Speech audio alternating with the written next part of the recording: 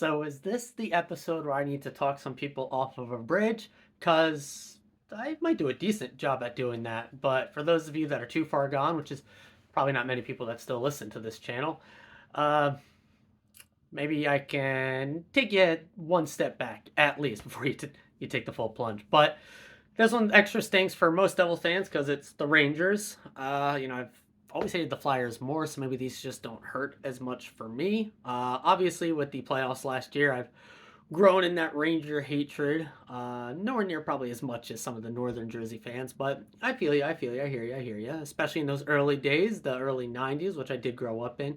The rivalry was real strong then, but kind of was with the Flyers as well. That was a fun time to grow up as a Devils fan. But let's actually talk about this game as the Devils lose 3-1 to the New York Rangers, one of which was an empty net goal. But I'll start off with the big topic that is going to be the Rempe elbow to Jonas Siegenthaler. It's just a dirty play. There's no other way to put it. Pure dirty. It was super late. Puck is way gone. He's watching it the whole way, and he comes in fully throwing that elbow across. There was no direct contact with the body first. It wasn't a shoulder that hit the head first, even if you're driving through the body, kind of maybe similar to the Nate Bastian hit, which I didn't defend but said was a clean hit. This one was not. It just wasn't. You come flying across the ice. Your entire intent the entire way is to take this guy out, and you don't even take the body. You just lift your arm and elbow straight through the chin and head of another player. And then the refs completely cut McDermott off from even allowing a response from us there. That is truly an embarrassment for the officiating there. You have to let the players officiate themselves in an instant like that where a guy takes an absolute liberty with one of our players. He denies fighting McDermott earlier in the game. Personally, I have no issue with that. Rempe doesn't need to fight every single game. He doesn't have to go over after every enforcer every single game he's in. Truly, I have no issue with him turning down the fight. But you can't then just go and do this, also not take the fight, and then do the little goodbye wave on your way out. Like, you knew you were gone. You know you are getting the game misconduct and you're gone from the game. That's just kind of some chicken little. I don't curse on this channel because my wife watches it with the kids, but you know what I'm going for here. Embarrassing, really. Yeah, Rangers fans are gonna gawk at it and say, "Oh, we won the game. It doesn't matter. We've taken two of your players out doing this with this guy," and they're gonna just transfer around. But they have New York education system and they got nothing between the ears anyway. So I guess let them have this, because not like New York sports teams ever do anything ever anyway. So this is their Stanley Cup, I guess, is having some goon take liberties. It's not difficult if you want to hurt a guy. Jack Hughes could take a player out if he really wanted to. You throw an elbow coming full speed at a guy that's not looking. Blindside knocking someone out is not impressive ever. It doesn't matter. You could be the biggest or smallest of dudes. Blindside cold cocking a guy is just embarrassing for you. It's never a good look. No one's going to respect you for it except for brain dead fans of your team. So that's really it. You're gone. This has to be a suspension. If this is not a suspension, what is? It's got to be multiple games. I don't even.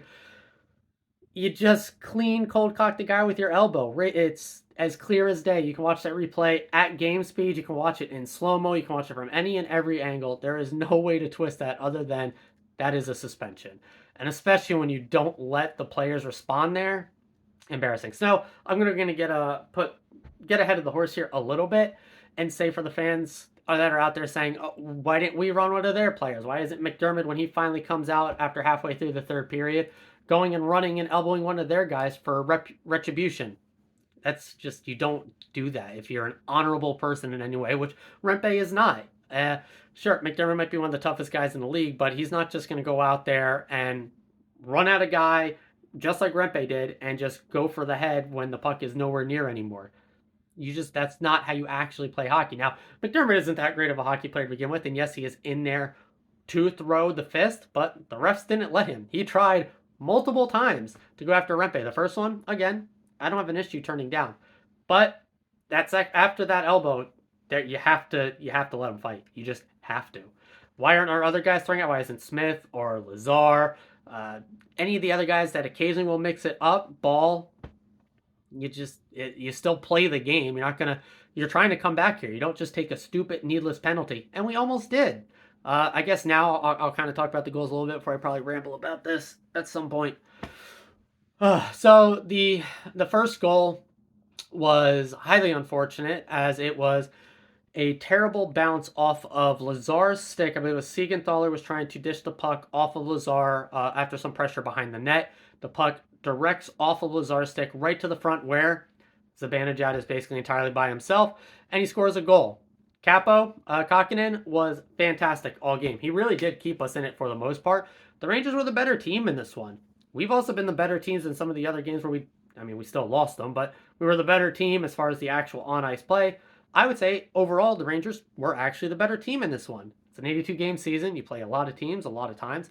It happens. You don't have to outplay every team every time, even if Devils fans will say we have to the Rangers every time. But, live in reality, I guess. Don't get in these storylines. I don't know where some hockey fans in general, not just Devils fans, but every hockey fan's like this pretty much, where it's just some games matter infinitely more because of your feelings, I guess. But yeah, that first one is unfortunate. You kind of take that, and honestly, even the second goal, I got no issue. A really heavily screened play from the point, and with how Kakinen played most of that game, making some really strong saves, I don't have too much issue. Quick also made some really strong saves in this one. Jack hit the side of the net when it was wide open with, I don't know, was it 3.5 minutes left, right before Nemec scored to tie it up again. Nice shot from the blue line, traffic in front, puck goes 5-hole. It might have been deflected. Nothing's been updated as of the time of this recording, so I think it is still credited to him. But yeah, we didn't get a lot of shots through. I thought the Rangers, again, I thought they actually played very well in this one. They're a pretty dang good team. And Quick played very well. That's how it's going to go. When a team plays well and their goalie's playing well, stuff like this happens. Now, our goalie played well. 2 still ended up past him. Quick played well. 1 ended up past him. It's just one of those things where with our offensive talent, we probably got to score more there. You got to be able to score more than 1. Brett had multiple chances. Jack had multiple chances. I did feel like we gave the puck away way too much. Jack and Luke, probably the lion's share of that. I thought Nico had a pretty strong game, and he's been absolutely on fire along with Timo. You can't really be too upset at them. They've been carrying a lot of the offensive weight recently for this team. So where else are those goals going to come from? We just got rid of Toffoli, our leading goal scorer. This is one of those games where you say, if you didn't sell him off, does this game maybe go a little different? Maybe. For those arguing that, Fitz should have just went in all in and went against the odds, moved assets, and then those would have been the same exact people that if we still missed playoffs would have burned Fitz at the stake for doing those things. There's some fans you just can literally, no matter your decision making, they will take the opposite side. It doesn't matter. If you were to rewind and done the opposite, they would have changed their opinion because of that. This is just how some people are. So, lose-lose situations, people, and you just ignore them as they should be ignored. I don't know. It wasn't our best game. It really wasn't. And we still came within a goal, and we still had a chance. I will criticize Green here a little bit. At the end, I know Bill kind of pointed out that he didn't pull Kakinen to make it 6-on-5 because they were letting the top dogs, the top guys, Jack, Nico, Timo, Brat, rest on the bench when we did have some pressure there when it was still 5-on-5. So after Nemec scored, we basically got possession right back. I think Timo was out there actually with Palat, and they were hemming them in. And in my opinion, the moment we had a bit of a cycle going, it was clear we were dominating possession. Even if those aren't your top flight guys, there was enough time. It wasn't like it was the absolute last minute, and even then you still do it. But regardless, I think you have to pull the goalie there. You force them to ice it. You have the possession. Those guys are tired. Yeah, maybe they take a pot shot at the net, and maybe it goes in, and then you get blamed for it, I guess. But you force them to, with the 6-on-5, because that puck was real close. There was a shot that hit the net and bounced out to the opposite side where no player was. No Devil, no Ranger, nobody was there. But if you had the extra man on the ice down low to outnumber them, maybe that's where they're sitting. And now that's a tap-in because it was a 6-on-5. Instead, it was a 5-on-5 play. The puck kind of continues to dribble to empty ice. Rangers get there. They get a clear. The changes come out. Then you pull the goalie, and you guys kind of know where it goes from there. They get the empty net goal, which, again, I just don't care. But if you force them to ice the puck, now it's the same guys that were already out there having to defend against this offensive zone push and cycle. They're tired. Now you get your top guys out who are fresh. And who knows? You had the goalie pull at 6-on-5 again. So yeah, going to give Green a bit of criticism there on that call. I disagree. Does it mean I'm right? No. Obviously, I had the benefit of 2020, and so I can kind of call out those instances. But that's really it. I don't think there's really a need for a player-by-player breakdown here. I don't think none of the guys were really exceptional, except maybe Bratt. I thought had a really strong game. Haula was okay at his moments, but I think there was some defensive lapses too. But really, kind of everyone had some. But really, it came down to one mistake behind the net that squeaks to Zibanejad, who finishes it. And then just a pretty great point shot off of a fake shot and then shooting through a really good screen that goes in. And if you're only giving up 2 goals with the firepower we have, you're supposed to be able to live with that, as we're a team that probably should be scoring 3+ most games. This wasn't one of those. We only scored the 1, right? So a little frustrating in that sense, but all in all, no, I still love our skater group. And, we'll see with Jake Allen coming in. But I thought Kokkinen played really well. There's still a decent amount of games left. But it gets tougher and tougher and tougher and tougher, especially if Islanders keep winning. Because, woof, that is rough. But if the Red Wings keep losing and the Flyers keep losing, the Penguins are still losing, and the Capitals are definitely not going to win enough.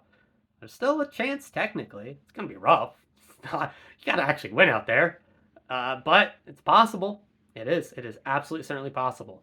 If we can actually get this type of goaltending from Kokkinen and Allen, only giving up 2, maybe even 3, it's just the boys, the firepower's got to come through. And yes, I know Jack's playing a bit injured. I know the rookie defensemen, the young guys are probably playing on fumes, but Luke is flying out there. He's got to just get kind of, I don't know, maybe he's revving the engine a bit too much at points and needs to find the control while still keeping that pace.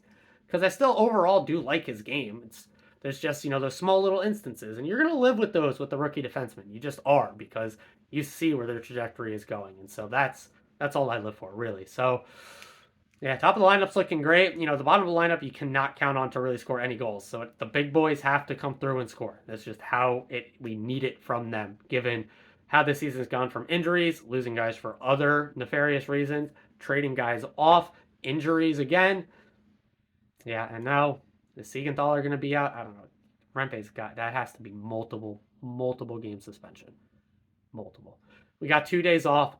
I'm assuming we'll get some practices in, get an update on Siegenthaler, and then we get a game against the Stars. Yeah, 8 o'clock start Thursday.